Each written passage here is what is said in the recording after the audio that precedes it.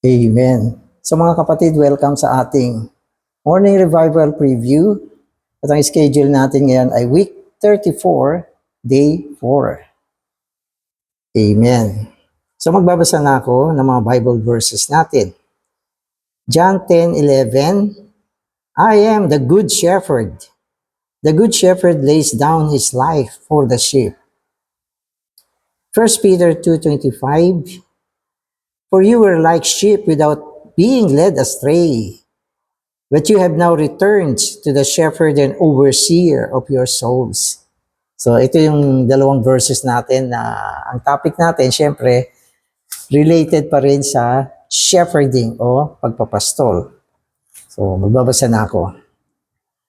The Gospel of John tells us not only that the Lord is the life, but also that the Lord is the good shepherd who came that we might have life and have it abundantly. So ito ay John 10:10-11, kung saan sinabi ng Panginoon, ako ay naparito upang kayo ay magkaroon ng buhay at kasaganaan nito.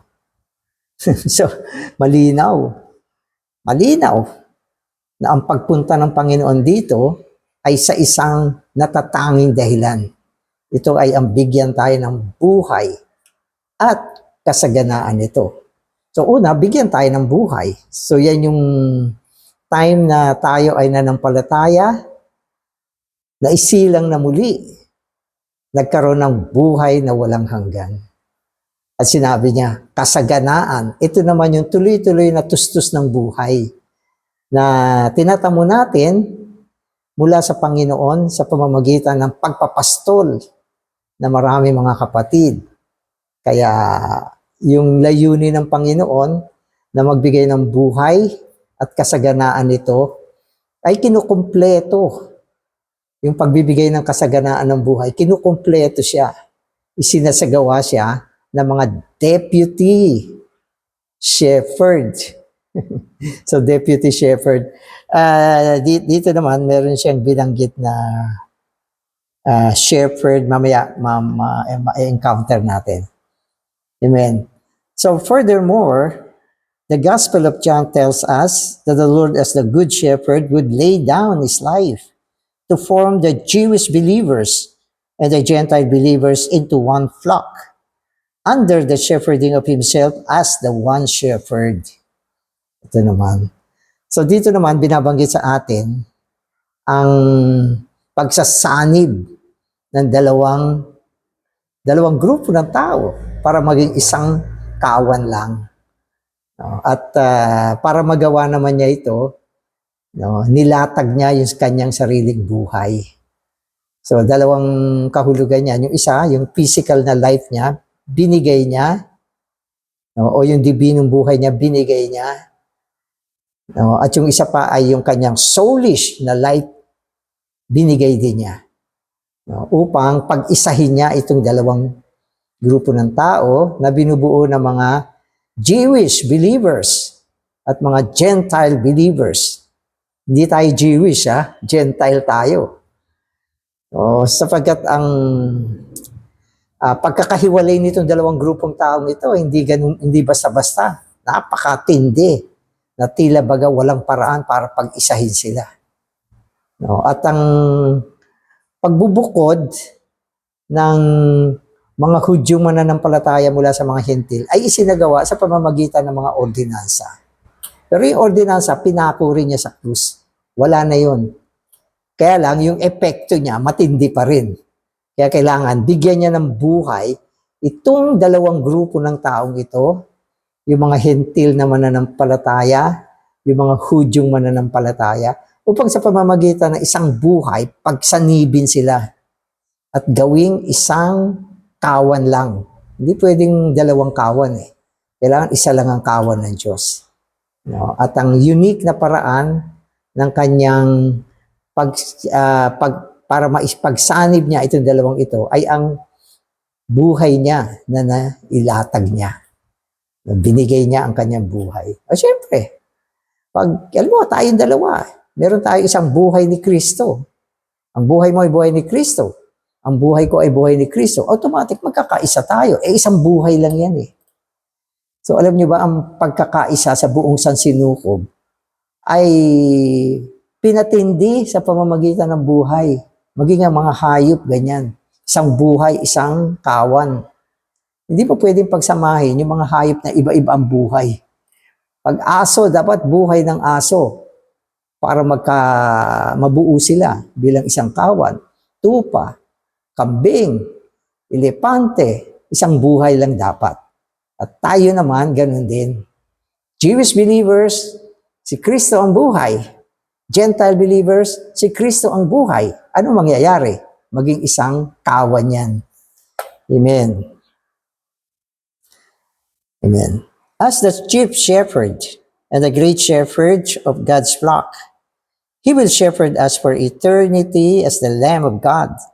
Guide us to springs of waters of life for us to have eternal satisfaction without thirst or hunger. By this, He accomplishes a great part of God's organic salvation. Ano ito?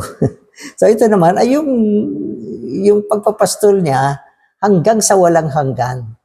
At ito ay sa walang hanggan, na kung saan sinasabi, sa kawalang hanggan, siya ang kordero ng Diyos, gagabay sa atin sa mga batis ng buhay, sa mga batis ng tubig ng buhay, upang tayo ay magkaroon ng walang hanggang kasiyahan.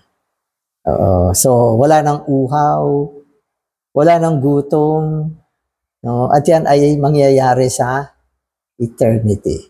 Pero ngayon, may pagtikim na yan.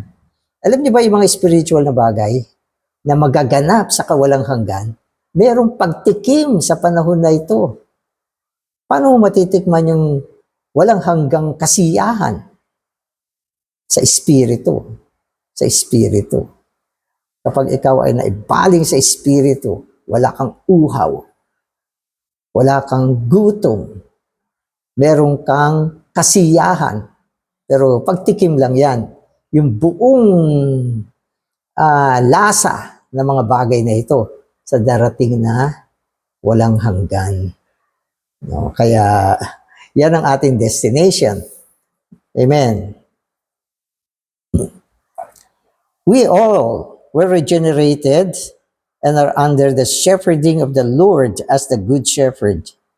Thus we partake of God's life and are nourished and grow unto maturity in it, manifesting the function of God's life in us for the accomplishment of God's eternal economy and the achievements of God's eternal purpose. Amen. So, sa shepherding kasi, paulit-ulit na sinasabi sa atin na tayo mga naisilang na muling mga tao ng Diyos ay pinapastol tayo sa pamamagitan ng buhay ng Diyos.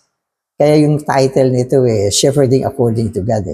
Ang shepherding according to God ay ang sitwasyon na ginagamit ang buhay ng Diyos para pakainin tayo, busugin tayo.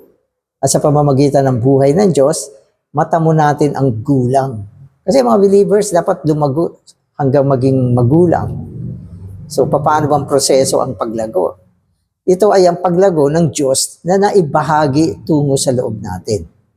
At ang paglago na yan ay bunga ng pagpapastol sa pamamagitan ng buhay ng Diyos. Pinapastol tayo sa pamamagitan ng buhay ng Diyos. Yung buhay ng Diyos na naihasik sa loob natin, lalago siya, lumalaganap, lumalaki, hanggang sa tigmakan niya ang ating buong katauhan. At kung nangyari yan, maaabot natin yung gulang, yung maturity, upang maihanda tayo para sa darating na kapanahunan. Kaya hindi pwedeng walang shepherding. At sinasabi ko ito, hindi pwede na wala kang sineshepherd at hindi ka na shepherd. Kaya kahapon yung shepherding mutual siya. Sineshepherd natin yung mga tila mahihina. Hindi mo alam, sineshepherd ka rin nila. Kung nabuksan mo sila, may pagdaloy din mula sa kanila. Mutual yan. At kung marami ka mga home meeting, busog ka lagi, Huwag mo isipin na home meeting, pupunta ako doon, magsasalita ako, magsusupply. Hindi. Pupunta ka doon, oo, magtustus ka. Para matustusan ka rin. Kaya sinasabi sa atin, ang eklesiya na katawan ni Kristo ay naitatayo sa pamamagitan ng shepherding. Amen. Amen. So today's reading na ako. In John 10:16, the Lord said, I have other sheep which are not of this fold. I must lead them also, and they shall hear my voice, and there shall be one flock, one shepherd. This means that the Christ was the shepherd flocking the divided Jewish and Gentile sheep together to be one flock. The proper shepherding work is to flock people together. Yan. So yung shepherding niya, inulit dito. Diba? Upang maipagsanib niya ang mga Jewish believers at ang mga Gentile believers. Well, ako, alam ko, may mga eklesiya na tayo, lalo sa abroad, na binubuo ng mga Gentile believers at Jewish believers. No, yung iba, mga Amerikano, Gentile believers yan. Tapos may mga na-save na mga Jewish believer yan. Ano nangyari? Nasa isang church sila. So yun yung realidad nitong verse na binabanggit sa atin. Pero maganda yung sinabi niya. Sabi niya, yung shepherding, okay, is to flock together to produce one flock. Kaya, yung pag-shepherd natin, mga kapatid, sa ating mga kapatid, kaysa mahina yan, bago yan, ay dapat magbunga siya ng isang one flock. Madala lahat ng ating pinapastol tungo sa isang kawan. Ano yung kawan na yan? Yan ang eklesiya. Yan ang direksyon na kung saan, bakit natin pinapastol ang mga kapatid ngayon. So hindi natin sila pinapastol para sa sarili. Hindi rin natin sila pinapastol para maging masigla na to, maging malakas na. Hindi. Ang goal ng ating pagpapastol, buuin, dalhin ang mga believers sa isang kawan. At yan ay ang buhay eklesiya. Kapag ang believer na dala mo sa buhay eklesiya, tagumpay ka. Congratulations. Diba? Marami ng mga kapatid na wala na sa buhay eklesiya, nakakalungkot. Diba? Matagal na. Minsan, iba 10 years na. Tagal na nun. Minsan nga, may isang kapatid bumalik sa buhay eklesiya. Dala-dala pa niya yung mga old hymns na mga ginagamit nung araw pa. Ako, brother, hindi na ginagamit ngayon yan. Nasa PDA na yung mga kantat, Bible natin ngayon. Gulat na gulat siya. Ibig sabihin, matagal ka nang nawala. Amen. Christ is the chief shepherd, shepherding his flock through the elders of the churches. All the elders are subordinate shepherds. May bagong term dito. Subordinate shepherds. Ito yung mga elders. Kahapon ginamit yung term na deputy. Tayong lahat yan. Diba? Pero yung subordinate shepherd, particular ito na tinukoy sa mga elders na mga eklesiya. Amen. All the elders are subordinate shepherds. Christ as the head is the chief shepherd. When we shepherd, it should be Christ shepherding through us. All the elders have to learn to shepherd the churches not by themselves in the old creation, but by Christ as the shepherding chief in resurrection. So maganda to. Sinasabi niya, pag tayo ay nagsishepherd, no? Pag tayo ay nagsishepherd, it should be Christ shepherding through us. It should be Christ shepherding through us. Dapat si Kristo na nagpapastol sa pamamagitan natin. Nagpapastol ang Panginoon sa pamamagitan natin. Kung hindi ka nagpastol, hindi siya makakapagpastol. Kailangan niya tayo. At hindi rin naman tayo pwede magpastol na hindi siya kasama. Siya ang paraan. No? Siya ang pinakalaman. Siya ang realidad ng ating pagpapastol. Kung walang Kristo, walang gawain ng pagpapastol. Tandaan nyo. No? Pwede at posible na may mga nagpapastol na hindi sa pamamagitan ni Kristo. Pwede nga mangyari yan. Pero yan ay hindi tama. Nagpapastol ka ba? Paano mo gagawin yan? Brother, sa pamamagitan ni Kristo. Amen ako dyan. Amen ako. No? So, paano mo naman isasagawa yan? Siyempre, may prayer ka, may paghahabol ka kay Kristo, puspus ka ni Kristo, na i-consecrate mo yung buhay mo sa Panginoon. Pag ganyan, ang bunga ng iyong pagpapastol ay sa pamamagitan ni Kristo.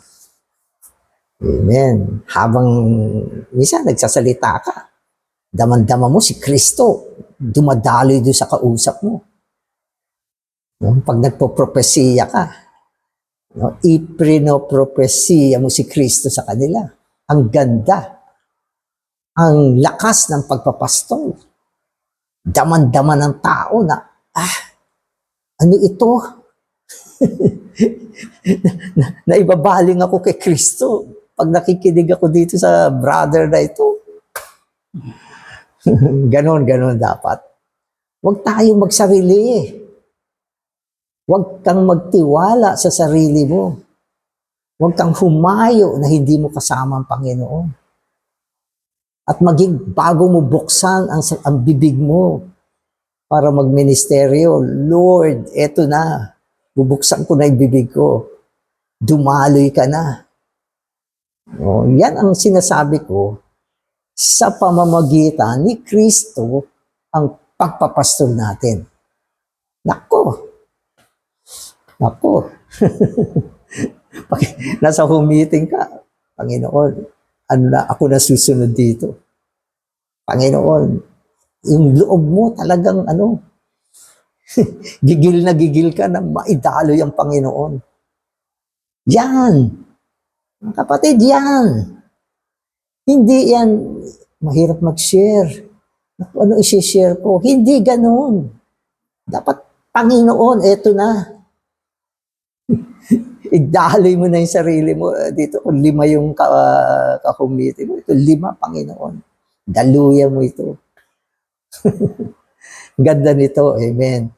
Kaya nga sinasabi natin, chief shepherd siya hanggang ngayon. Good shepherd siya hanggang ngayon. Hindi na siya nakikita. Itong chief shepherd, good shepherd na ito, hindi mo makikita ngayon. Kasi espiritu na siya. Mga kapatid, espiritu ito. Subukan nyo. No, next time, mag-home meeting kayo, subukan nyo sa pamamagitan niya. Amen. Okay, so, Christ is the great shepherd through whom God, based upon His redeeming blood of the eternal covenant, perfects the sheep of God, the churches, in every good work for the doing of His will, doing in us that which is well-pleasing in His sight. Amen. Amen. So, ang buong pagpapastol, mga kapatid, ay ang pagsasagawa ng kagustuhan ng Diyos. Amen. Tayong lahat, mga taong tinubos ng kanyang dugo, dinala sa kanyang bagong tipan, ang walang hanggang tipan, upang isagawa ang kanyang walang hanggang layunin sa pamamagitan ng paglilingkod na tinatawag nating pagpapastol. How great! Gaano kadakila itong service na ito? Naisip mo ba? Para kang hired sa isang napakalaking corporation. Okay, hired ka na, pasok ka na. Okay, hired ka, kinuha ka ng Panginoon bilang isang manggagawa dito At ang posisyon mo ay shepherding. Shepherding. Napakadakilang posisyon na mula dito, maisagawa ko ang walang hanggang layunin ng Diyos.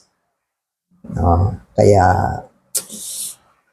hindi tayo mga aba. Tayo ay mga tao na nasa pinakamalaking corporation ngayon. Billionaire. Isang corporation na walang pagkalugi. At ito ay iiral hanggang sa walang hanggan. Mapapalad, bless ang mga nagpapastol sa panahon na ito. Lalo na ang mga nagpapakain. Kaya sabi ng Panginoon, pagbalik niya at nadatnan niya itong mga ganitong gawain, lahat diyan ay merong gantimpala. Amen. Christ shepherded the sheep led astray and returned to him, overseeing their inward condition as the overseer of their souls. Amen. Okay, tama. Ulitin ko ito.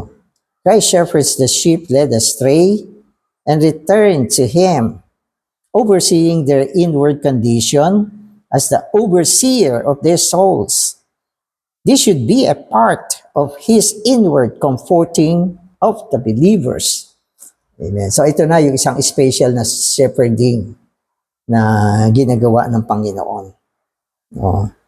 Kung saan siya ang shepherd ng ating mga kaluluwa. Panloob ito. Hindi natin pwedeng kayang gawin ito. Yung pastulin natin, yung kaluluwa ng mga kapatid, hindi natin pwedeng gawin ito. At hindi natin kayang gawin ito. Ang Panginoon lang ang pwedeng gumawa nito. Napastulin niya ang kaluluwa ng mga believers na binubuo ng kaisipan, damdamin at pagpapasya. Ang Panginoon lang ang makakagawa niyan. Pero, gagawin niya ito sa pamamagitan ng mga shepherd na kanyang pinerfect upang makagawa nitong isang mataas na pagpapastol na ito. Ang pagpapastol ng mga kaluluwa ng tao. When the Lord's shepherding goes deeper in us, it reaches our soul. It reaches our soul to take care of our inward condition for the doing of the will of God in us. Christ, as the shepherd of our soul, oversees the inward situation of our soul, which is composed of our mind, emotion, and will.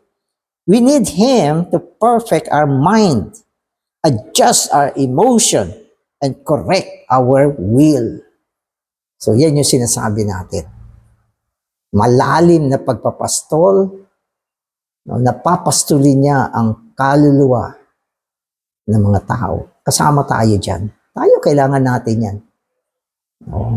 Kadalasan kasi, ang problema natin, yung ating kaisipan. Yung ating damdamin na madaling masaktan. Yung ating will na gumagawa ng hindi ayon sa gusto ng Panginoon at matigas, hindi siya sumusunod. Kaya ito ay isang malalim na pagpapastol na isasagawa ng Panginoon hanggang sa ang ating kaisipan ay ganap na mapalaganapan ng buhay na walang hanggan. So yung kaisipan natin, maging kaisipan ni Kristo. Tigmak siya ni Kristo. Hindi na siya yung kaisipan na wild. Laging naglalakbay, nag-iisip ng mga kung ano-ano, paano ba ko yayaman, gusto kong pumunta sa ganito. Bisa matanda na, dami pang plano sa kaisipan. Bisa yung matatanda, alam mo. Yan yung mapangarap yun eh. Yung mga bata, hindi. Kung saan lang sumadsad yan. Pero yung matatanda, ang dami pang pangarap sa isip. Wild. Diba? Ang dami na nga maintenance. Gusto pa mag-isip, anong negosyo ang gagawin ko? Yung katawan, mahina na. Matanda na. Pero yung kaisipan, batang-bata pa, ang dami pang plano. Kailangan mo ng pagpapastol ng Panginoon para ma-correct ang kaisipan mo. Oo. Damdamin. Naku, problema ang mga damdamin ng tao. Minamahal. Yung mga bagay na hindi naman dapat mahalin. Human love. Mga maling pag-ibig.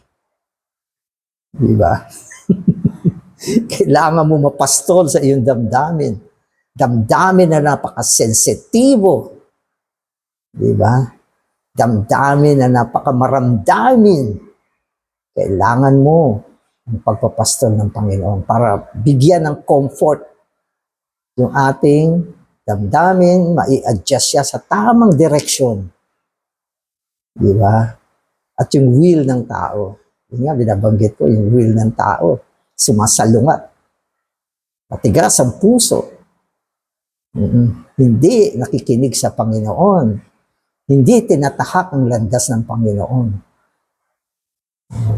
Yan ang kaluluwa. Ano gagawin natin? Oh, Lord Jesus, maawa ka. Panginoon, pastulin mo na ang aking kaluluwa. No, konting panahon na lang. No, hindi pa napastol yung ating kaluluwa. Konting panahon na lang. Kaya, salamat sa Panginoon. Siya ang pastol, overseer. Ang isa na nagbabantay. Ang isa na namamahala sa ating kaluluwa.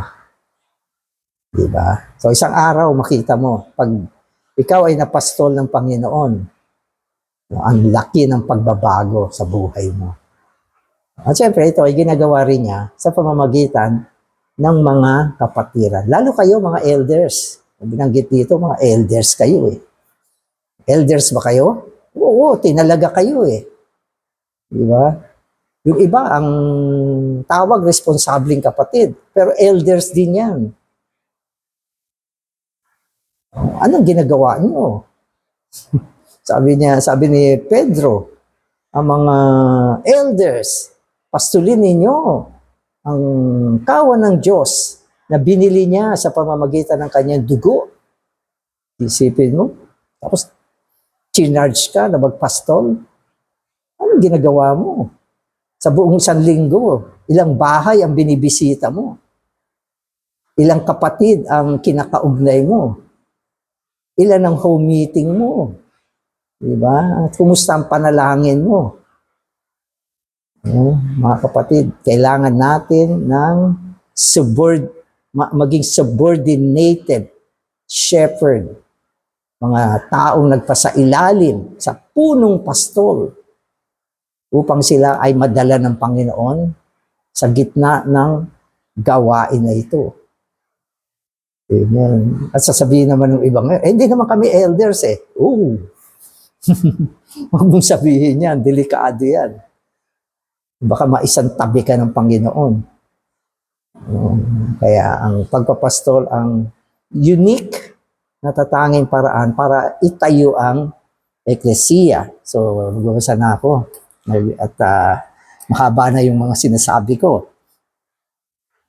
Amen. Christ became the Spirit of reality as the second comforter. The first comforter was Christ in the flesh. And the second comforter is Christ as the life-giving Spirit, Spirit of reality. So tapos na yung kanyang earthly ministry. Nung ang Panginoon ay nandito sa lupa, siya ay isang comforter, taga-aliw. Taga-aliw siya. Saan man siya pumunta, nadadala ang kanyang pagiging mang-aaliw.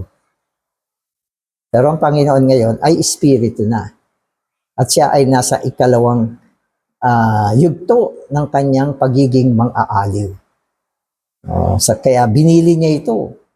Sabi niya, ipapadala ko sa inyo ang mang-aaliw. Hindi na kayo magiging mga ulila. Pag walang Panginoon, ulila yan eh. Ang ibig sabihin ng mga ulila ay mga taong walang Diyos. Walang mang-aaliw. No, walang nababalingan sa panahon ng kanilang kapighatian. Wala. Saan sila babaling? Iiyak na lang sila. Pero tayo mga believer, meron tayong mga aaliw. Diba?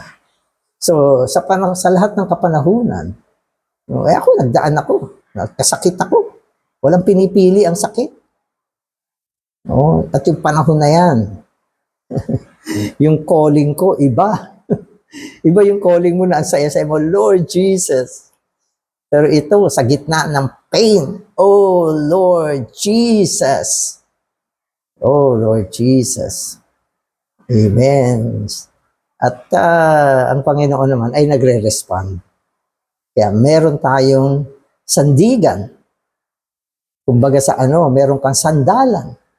Pwede kang humilig sa Kanya. Kasama mo ang Panginoon. Amen. Comforter siya. Praise the Lord. Amen. So, last na to. Christ comforts us inwardly to constitute the divine organism.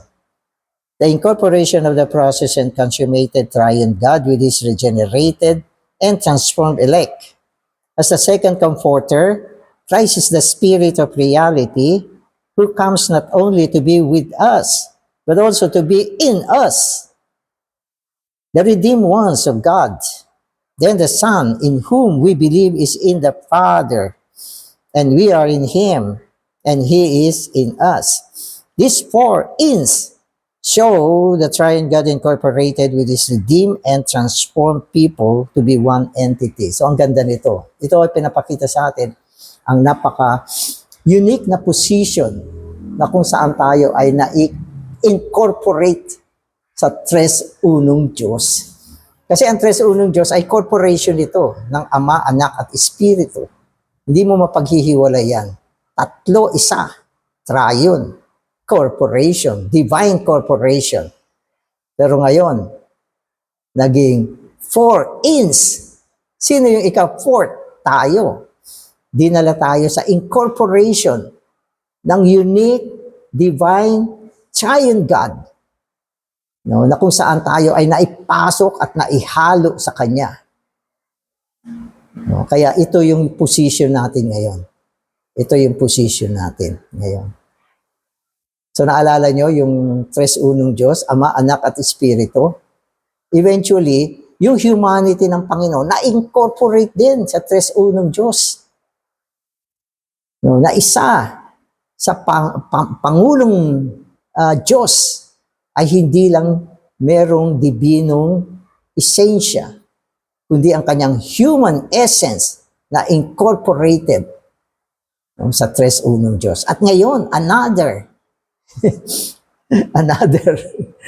meron na idagdag sa incorporation na ito at walang iba kung hindi ang mga natubos, nahugasan, na transforma ang mga believer at lumago, naging matured sa pamamagitan ng unique shepherding. Yan ngayon ang meron. Yan ngayon ang meron. At ito ay iiral hanggang sa walang hanggan.